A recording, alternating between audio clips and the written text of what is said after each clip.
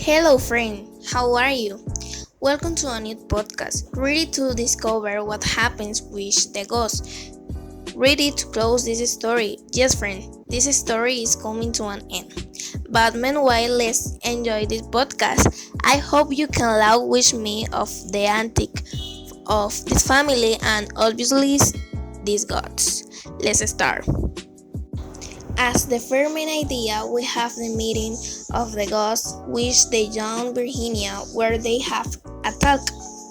Another main idea of chapter 5 is when Miss Virginia and the ghost talk about the fact that she has not slept for 1300 years, and she tells him that the only fair place to sleep is the Garden of Death.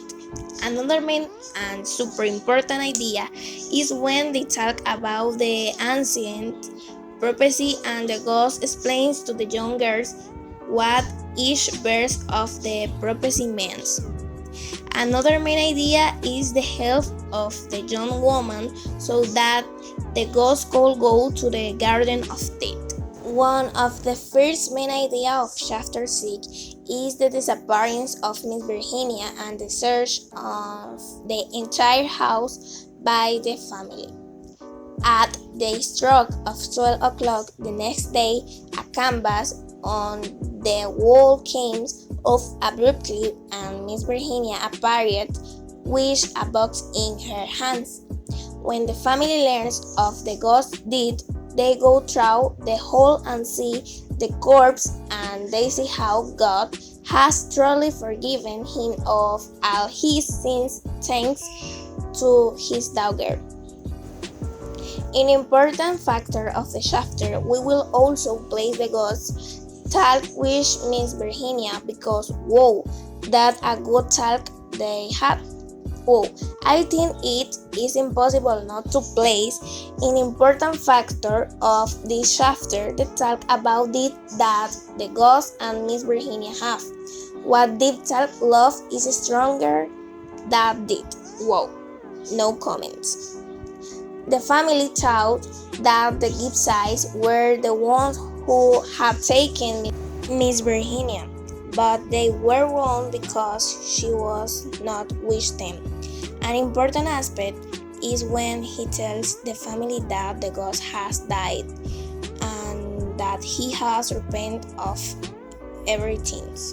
Whoa, I am amazed with this chapter.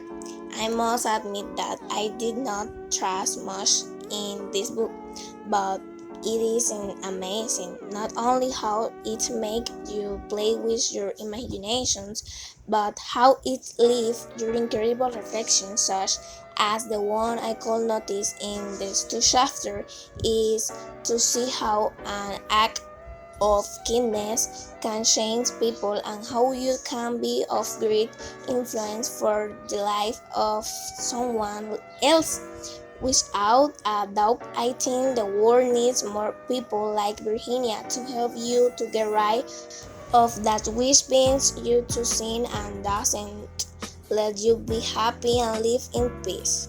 Definitely, this girl is amazing. I think we all need someone to confront us when we are doing things wrong, but ever better, we need someone who is willing to help us change or repent for the wrong we have done.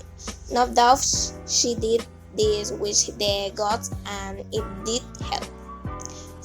Well there, friend, we have reached the end of the podcast, and I must say that each new podcast surprised me more. Unfortunately, we are coming to the end of the book, so I ask you to enjoy this because it is the penultimate chapter. But I encourage you that we still have to find out what happens in that last chapter. So see you next week with the last chapter. By the way, don't forget that love is stronger than anything heaven did itself, and you understand what I mean. Bye bye.